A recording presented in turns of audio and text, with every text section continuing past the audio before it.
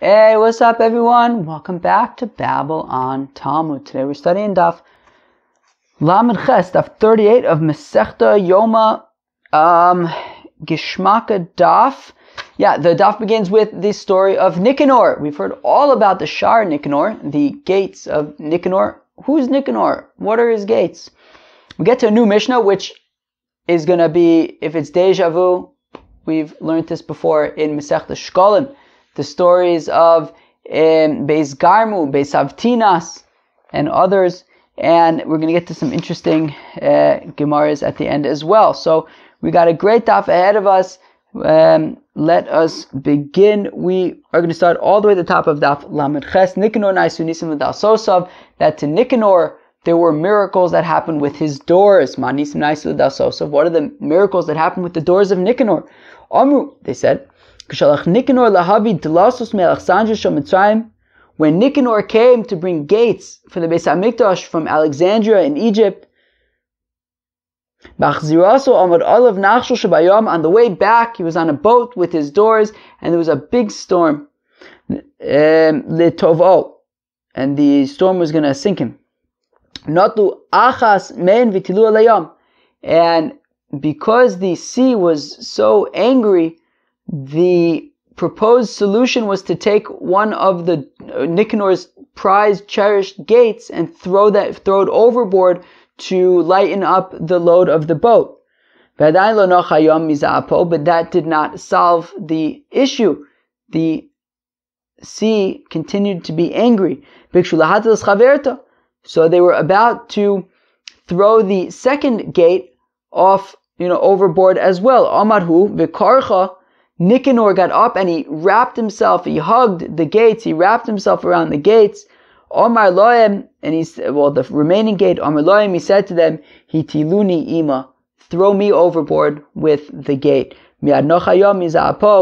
Immediately the sea calmed down from its anger. And nonetheless Nikanor was broken. He was extremely hurt and pained that he had to throw one of them overboard. Once the boat arrived at the port of Akko,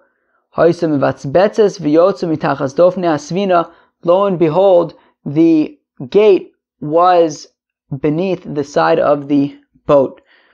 And they had it, and it was available, and both gates were reunited. There's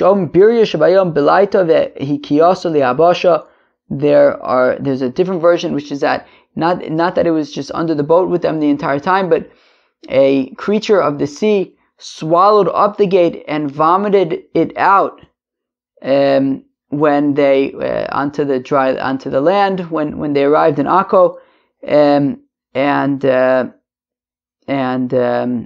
that's how they got the gate. Sounds delicious. And about the gate, Shlomo said, Kors Basenu Arazim, that the walls of our house are cedar, Rahitenu Brosim, and our, what's Rahitenu? Rahitim are like furniture? Is Brosim, Atikre Brosim Elabir Yam. Read it. Well, there's two ways to read it. Either Bris Yam, like a covenant that the Eivishter made with the sea, or Biryat Yam, that there was this creature that puked out the door of Nikanor.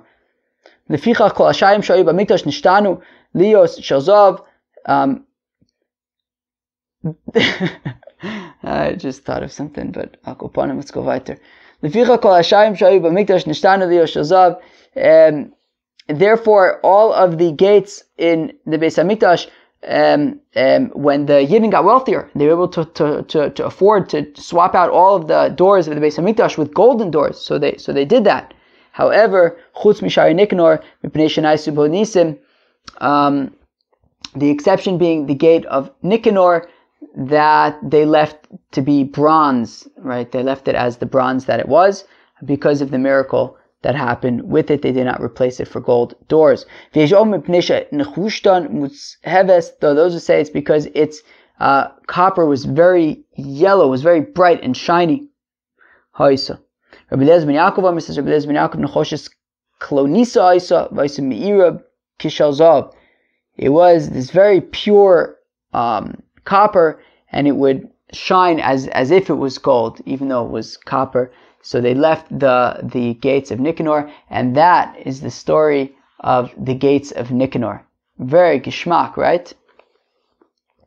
Zok the Mishnah ve'elu lignai, and these are the fellows who are remembered in a negative light, right? We had just said in our previous Mishnah, if we remember, that there were all these Kohen Gadols who made all sorts of amendments and upgrades in the Beis Hamikdash, whether it was the Kior of Rabbi Shmuel ben Pabi, I believe it was, or no, it was that Ben Katan, and Yoshua ben Gamla, he made the lots out of gold, right? So the different Kohanim Gedolim made different upgrades and tweaks and enhancements, but the following people are remembered in a negative light. The family of Beis Garmu did not want to teach about how to make the lechem aponim. The family of Avtinas did not want to share their sort of knowledge about how to make the Ketores for the Beis Hamikdash. Hugros ben Levi, Hayodea Perek Bashir, as we learned about Hugros ben Levi in Masechta Sheqalim, that he was a very skilled singer, and V'lo Ratza Lamed, he didn't want to teach anybody. Ben Kamtzer lo Ratza Lamed al Ma'aseh Ksab. Ben Kamtzer had this special way of writing, and he did not wish to share that.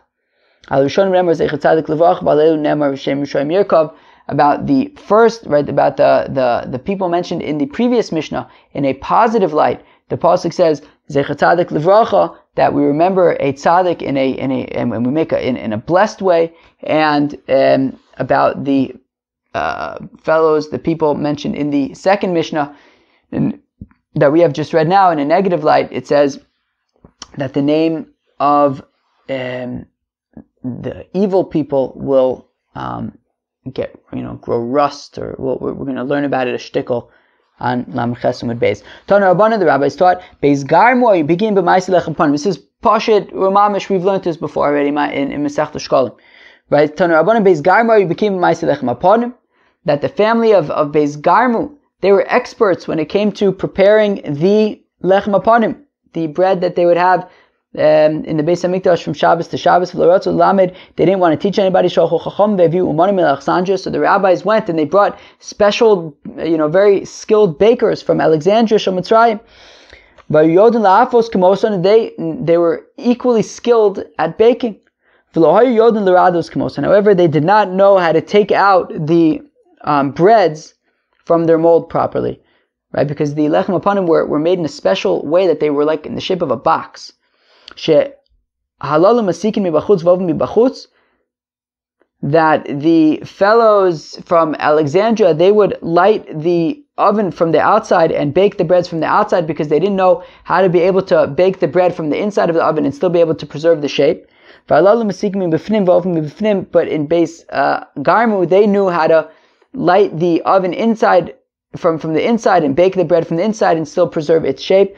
Halalu piton misapeshes, valalu ein pisa misapeshes. The bread of the Alexandrian bakers would get moldy, whereas the bread of Beis Garmu would not get moldy. Because after all, the breads would remain out all week. Right? When the rabbis, learned this and realized that nobody was able to make these breads like Beis Garmu can, they said,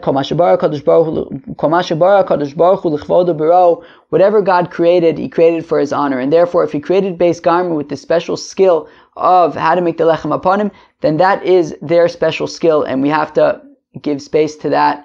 We will not be able to replace it with another hack. Shenemar, as the pasuk says, that anybody who calls out in my name and in my honor, I have created him. So then Beis Garmu was reinstated. The rabbi sent for Beis Garmu to come back, but they weren't interested. They doubled their wages, and then they came back. That until now they would take 12 maneh for their payment. It was then doubled to 24. Rabbi Yehuda says that initially they accepted 24 maneh as their payment, and it was doubled to 48. Amru loim chacham marisim shelo lelamed. So the rabbi said to them, how come you are uninterested in sharing how to make the skill of how to make the lechem aponim?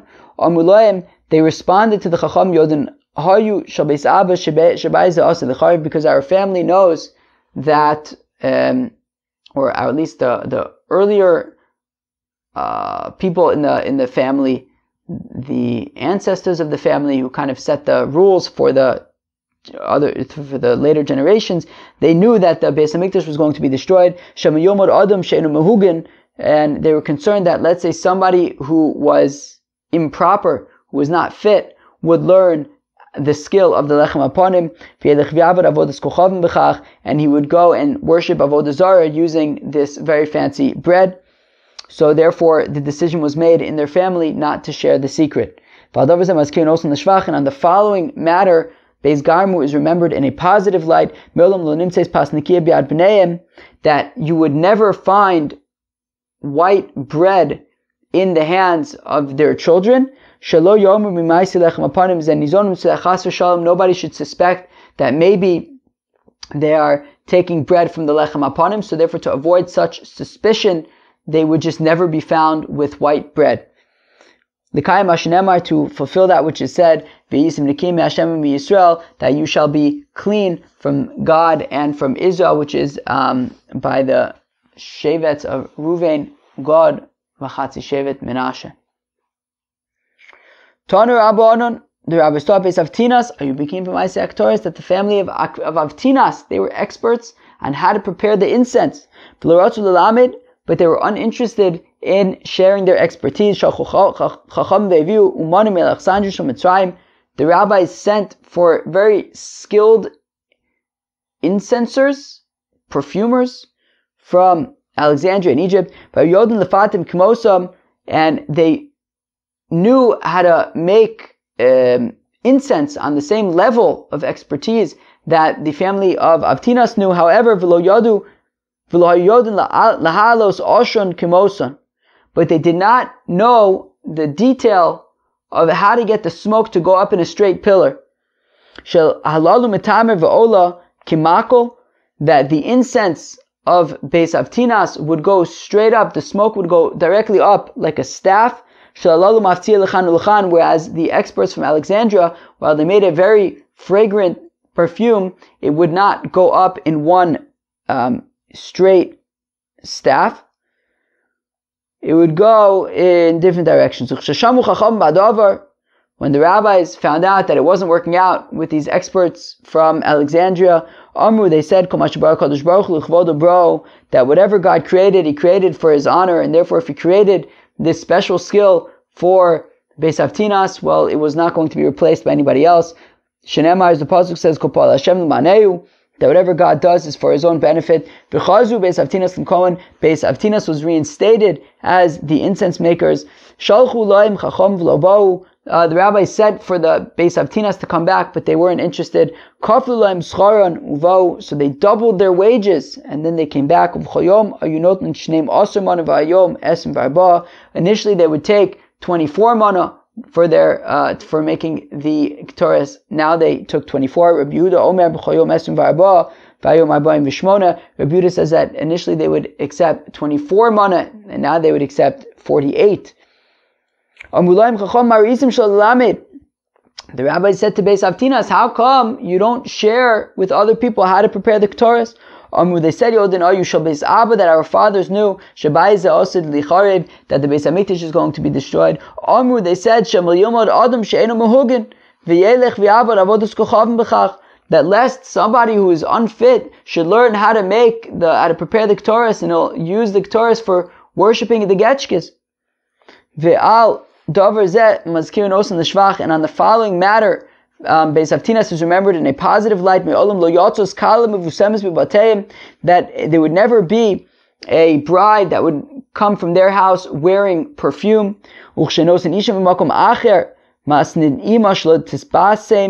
And whenever they would marry a woman from outside of the family, they would do it with the stipulation that she wouldn't wear any perfume. Shelo Yoma, that chas v'shalom anybody should think mimaisei haktoras mizbasmin, that they are taking from the ketores and using that for perfumes. So to avoid any suspicion and any yenta-like activity, they would just never wear any kind of perfume, so they shouldn't be suspected. L'kayim ha'shenemar, to fulfill that which is said, v'yisim nekim Hashem miYisrael, and you shall be clean from God and from Israel. Tanya Rabbi Yishmael, Rabbi Yishmael says, Rabbi Yishmael, Pamachas ayisi ma'alech baderech. One time I was taka walking, and I found one of the descendants of Avtinas, of the house of Avtinas, the family of Avtinas. I said to him, look, you see what happened? Your ancestors, they wanted to increase their honor by not sharing their secret with anybody. And they wanted to detract the honor of God. The honor of God is in its rightful place, yet the honor of your family has been minimized. Rabbi Akiva says, Rabbi Akiva, Sachli Rabbi Yishmael ben Luga. Rabbi Yishmael ben Luga told me, says Rabbi Akiva, Pamachas Yotzosi, Ani ve'echim ibnei bneim l'sadeh l'lakei tasovim. That Rabbi Akiva says that Rabbi Yishmael ben Luga told him that one time he went and one of the descendants of the house of Avtinas to the field to pick grasses, and I saw that he was taka crying and he was laughing. I said to him, boy, why are you crying? He says, well, because I remembered how once upon a time my family was so honored. And how come you're laughing? Because in the future the Eibishter will return the glory to us. And what made you remember of this all of a sudden? How come all of a sudden you thought of how honorable your family was? So he says, well, that's because right opposite me is this special secret grass called Maila Oshon, which is what was what's the word I'm looking for? Elusive. What eluded the perfumers of Alexandria. It was this Maila Oshon grass that made the incense go straight up. And this descendant said, right opposite me is Maila Oshon. Har'euli. Rabbi Yishmael ben Luga requested that he be shown which is the grass of the Maila Oshon. Omarli, he said to me, says Rabbi Yishmael ben Luga, Shvuayi adenu, that we have a swear, she'ein marin osu l'chol, that we don't show anybody. Rabbi Yochanan ben Nuri, says Rabbi Yochanan ben Nuri, pamachas matzasi zaken echanum gilas samonim biyado, says Rabbi Yochanan ben Nuri that one time he found an elder from the family of Avtinas, and he had with him a scroll that was written on it what all the different ingredients of the Ketores are. Omarti, I said to him, Ayin Oto, he says, from where are you? Amali mi beis Avtinas oni. He says, I'm from the family of Avtinas. Umabiyadcha. And Rabbi Yochanan ben Nuri says, and what's that in your hand? Amali Megillah Samamonin. He says, it is a scroll that has all the different ingredients of the Ketores written in it. Har'euli, Rabbi Yochanan ben Nuri requested that he be shown this scroll. Amrli, so this descendant of the house of Avtinas responded, that as long as my fathers, the Friedige generation was around, they would not give this scroll to anybody. But now that I think maybe the Gemara in Sheqalim Taka said that now Taka maybe they weren't on the same level.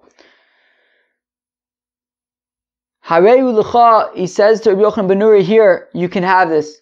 Be zarba and be careful with it. And when Rabbi Yochanan ben Nuri then says, when I said this to Rabbi Akiva, Rabbi Akiva said to me, you can no longer speak negatively about Beis Avtinas, because it's clear that their intention was l'shem shamayim. That really they did want to make sure that the recipe for the incense was not going to fall in the wrong hands, and to the extent that when they realized that maybe their family wasn't on the level anymore, it was time to pass it on to Rabbi Yochanan ben Nuri and to preserve it in that way. So Rabbi Akiva says, look, their intentions were pure. We can no longer speak negatively about Beis Avtinas. Nikanor ben Azai. So from here, Ben Azai says And Rashi points out from the fact that the Chacham tried to replace Beis Avtinas. They tried to replace Beis Garmu by the Lechem Apanim and the Ketores respectively, but they were unable. It says, Benazir b'shimcha yikra'ucha, they will call you in your name, B'mkomcha yoshivucha, and they will sit you in your place, U'mishelcha yidnu lucha, and they will give from you. Nobody touches that which is nobody touches that which is prepared for their friend, and no kingship touches the next one even a hair's breadth, meaning everything is in its right place, everything has their own responsibilities. Right? Rashi says something very interesting on the last Rashi on Daf Lamed Ches Amud Aleph. He says, Lo yidag adam lomar, a person shouldn't be scared to say, Ploni yikapeach banasasi, somebody's going to steal my livelihood, because certainly they're going to end up calling you back to your job. Right? Everybody's got their tafkid, got their thing that they have to do. You should never be concerned that you're going to be replaced. As we see that the Chacham tried to replace Beis Garmu and Beis Avtinas, and they didn't succeed. Everyone has their place, everyone has their responsibility and their things to do. And it says, right, no kingdom even touches the next one by a hair's breadth. Kilu, when it's supposed to end, it ends. When the next one's supposed to come, it comes. Everything is it will fall into its proper place. Hugris ben Levi v'chulei, says the Gemara. Now we move on to talk about Hugris ben Levi, who was, I believe, he was in charge of I think he was in charge of the singing of the Levium. I think that's what we said on Daf Yud Gimel of Masechta Sheqalim. Tanya kshu nosin kolo ben ima, that when Hugris ben Levi would have a very beautiful, sweet voice, machnes godlo l'sochpiv, he would take his thumb and put it into his mouth, and he would put his pointer finger among the hairs of his mustache. And made such an unbelievable sound, such an unbelievably beautiful sound, that all of the other Kohanim would be, somehow overwhelmed in its beauty. Sounds great. So we taught in the Brisa that Ben Kamsar did not want to share his writing expertise. They would say about Ben Kamsar that he would take 4 writing, 4 quills, 4 staff, 4 pens, and put them in between his fingers. And if there was the Shem Hashem, I don't know is it Dafka the Shem Hashem? Whether it's the name of God or just that if there was a 4-letter word to be written, so then he would be able to write all 4 letters in one motion. Amrullah, they said to him, how come you don't want to teach other people? Kulam matzu tshuva l'divreim, ben kamsu l'matzu tshuva l'dvar, that while all of the other people, Beis Garmu, Beis Avtinas, Hugris ben Levi, they all had their reasons why they didn't want to share their expertise. Ben Kamsar did not have a good reason. Al Rishonim Nemar, then ultimately about the earlier ones, in this case, relatively speaking, we're talking about Hugris ben Levi, Beis Avtinas, Beis Garmu. It says about them, Zecher Tzadik Levracha, that a tzaddik will be remembered positively. Ben Kamsar v'chaverav Namar, and about Ben Kamsar and his friends, it says V'shem Risham Yirkab, that the name of the evildoers will rot. My V'shem Risham Yirkab, what does it mean that the name of the evildoers will rot? Amar Rabbi Lazar says Rabbi Lazar's rakvivus taila b'shmosan, that rust will grow on their name, that nobody is going to remember them, nobody's going to mention their name, they're just going to die, and rust will grow on their legacy, and it will be forgotten. That nobody mentions their name. So Ravina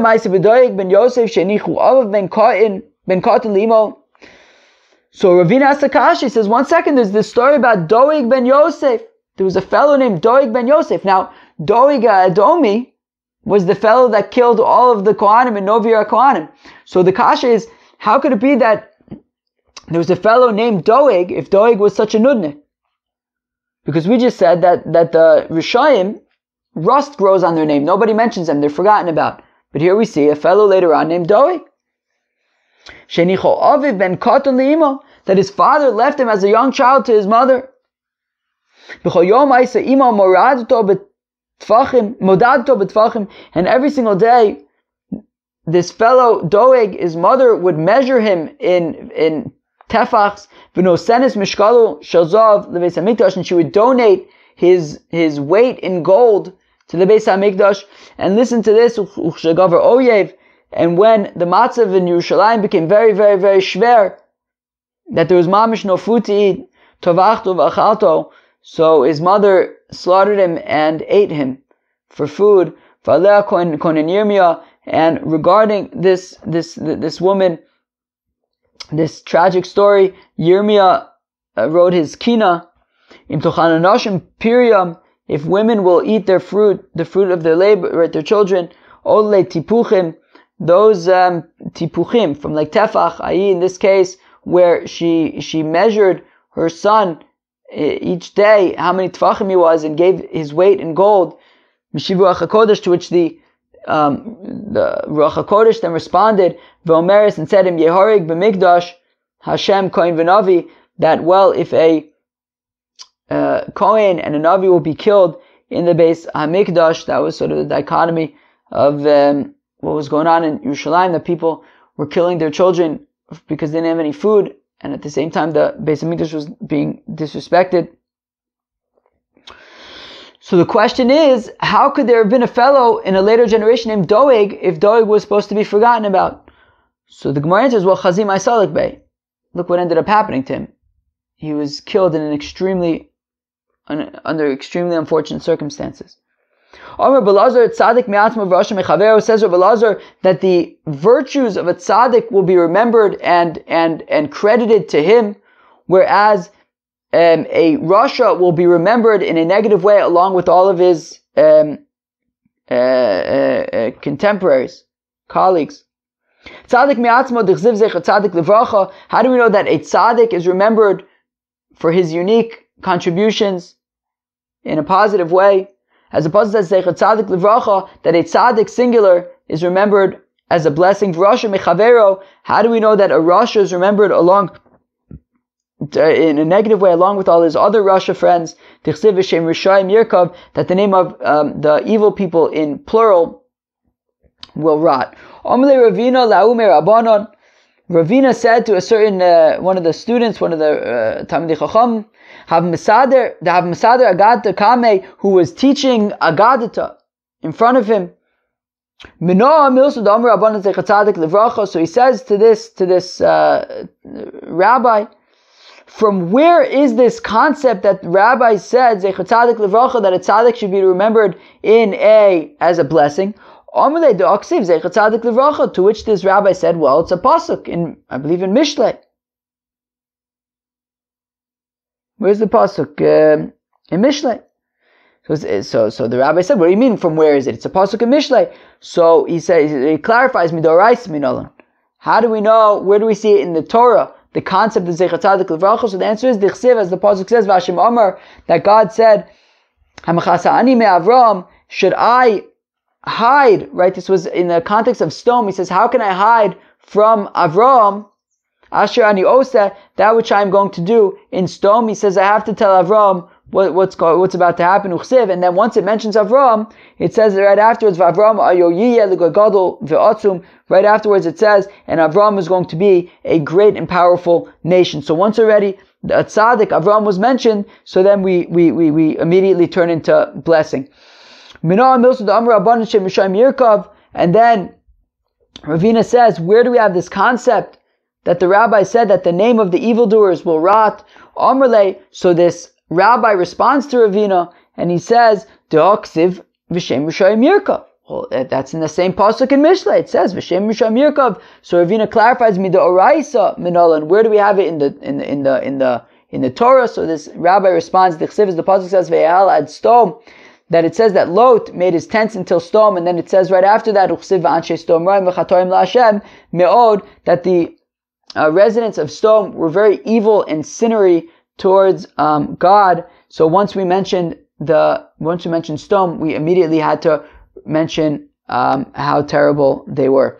Amr Rabbi Lazar Tzadik Dar Ben Shnei Rishayim V'Lolamid B'Maisayim, says Rabbi Lazar that there's an instance of a tzaddik who lived among two nudniks and he didn't learn from them. Rasha Dar Ben Shnei Tzadikim V'Lolamid B'Maisayim, and there was a nudnik who lived among two tzaddikim and he did not learn from them either. Tzadik Dar Ben Shnei Rishayim V'Lolamid B'Maisayim, the example of a righteous person who lived among two nudniks and he did not learn from them. Ovadia, that is a reference to the Navi Ovadia. Rasha Dar Ben Shnei Tzadikim V'Lolamid B'Maisayim Ze Esav, and a nudnik who lived among two tzaddikim and he did not learn from their positive ways. That was Esav, who of course lived with Yaakov and Yitzchak, and he did not learn from them. I don't know if I say Rabbi Yochanan, but it says Rabbi Lazar, from the blessings of tzaddikim, you learn curses for the nudniks. And from the curses of the nudniks, you learn blessings for the righteous people. It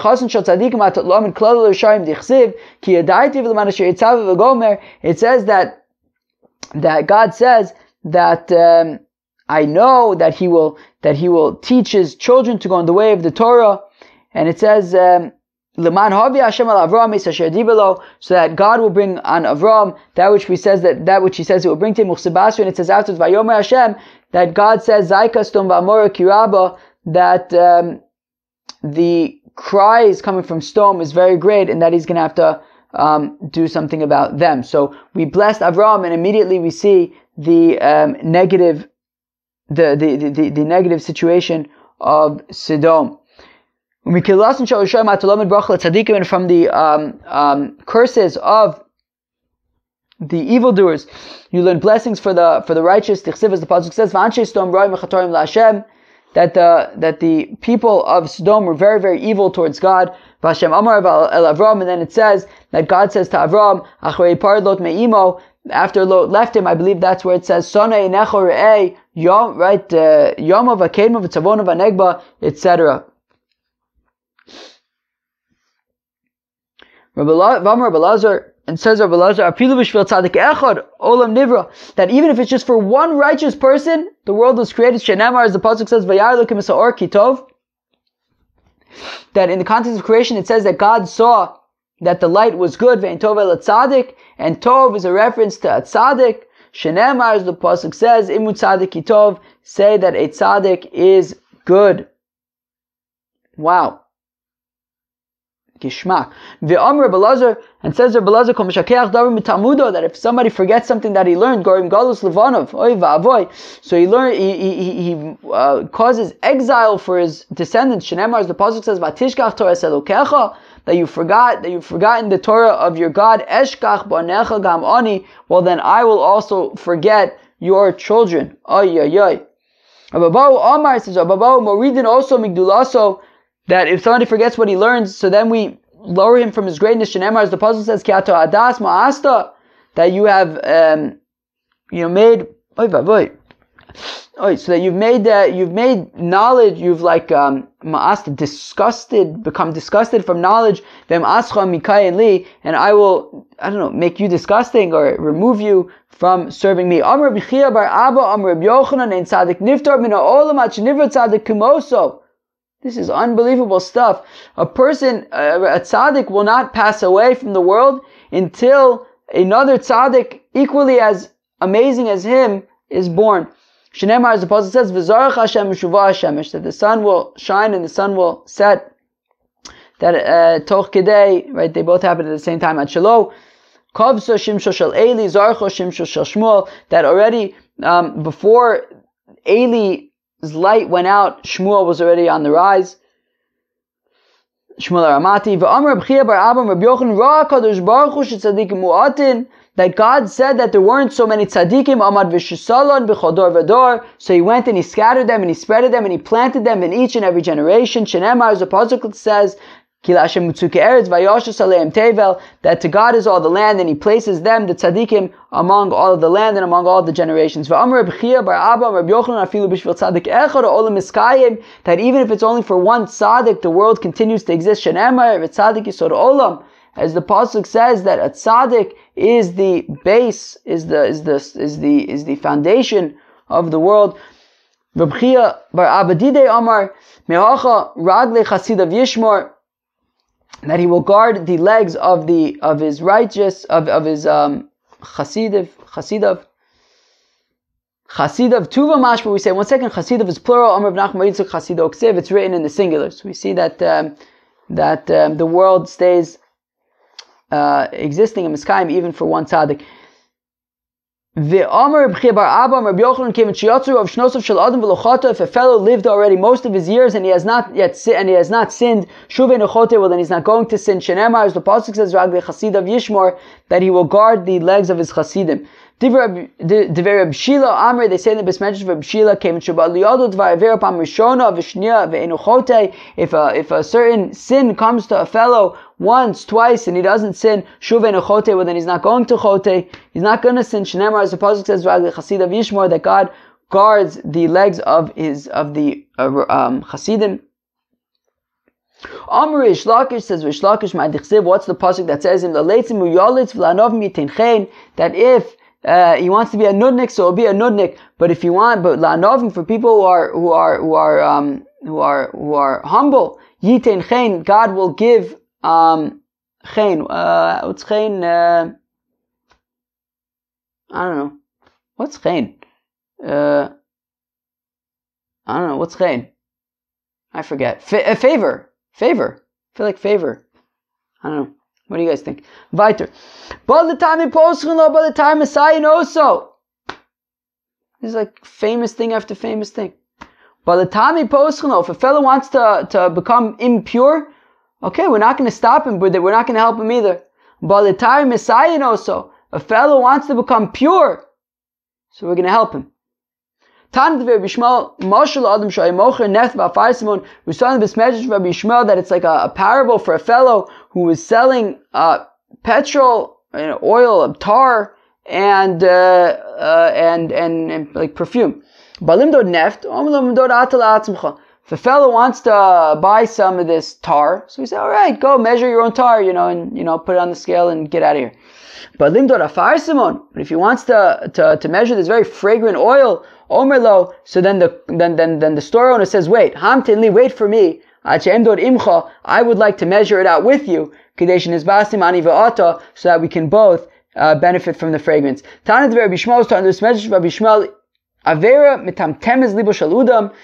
a sin kind of messes and taints the heart of a fellow. Shinemar, as the pasuk says, that you shouldn't sin and become impure.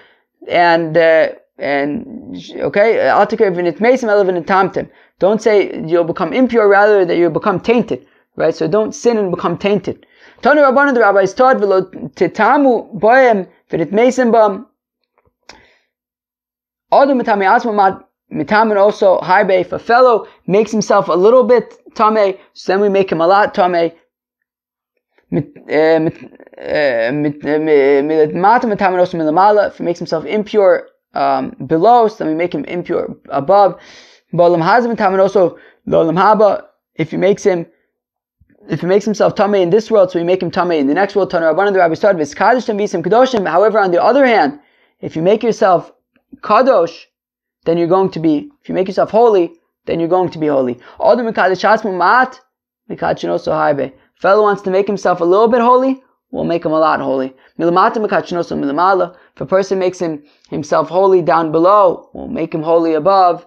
If a fellow makes himself holy in this world, so we're going to make him holy in the next world as well. We'll come back to you. The appointed one said to them, "Ooh, wah! That was some daf, huh? What do you guys think?" So we started off, of course, with the Shar Nikanor, the gates of Nikanor, and the story of the gates coming back on the boat from Egypt, and one having to be thrown overboard, and it miraculously met them when they came back to Eretz Yisrael. We had sort of chazara on the stories about Beis Garmu and Beis Haftinas, about the Lechem Aponim and the Maaseh Torres, Hugris ben Levi, who had the special way of singing, and this Ben Kamtzer, who had a special way of writing, but he wasn't really interested in sharing, and he didn't have a good reason why, and therefore we don't remember him such a geschmack way. And then we had all sorts of very, very interesting, like bites, like these one-liners that are like world famous, like, right, Afilu b'shvil tzadik echad olam nivra, and ein tov el tzadik, ein tzadik niftam min olam ach nivra tzadik kimoso, all sorts of interesting stuff. Balatamim poselo, balatamim besaino, so it's unbelievable stuff. And v'izkadshim v'yisim g'doshim at the end. Anyways, chevra, I hope you mamish enjoyed this daf as much as I did. Have a great, great, great day. Cheers.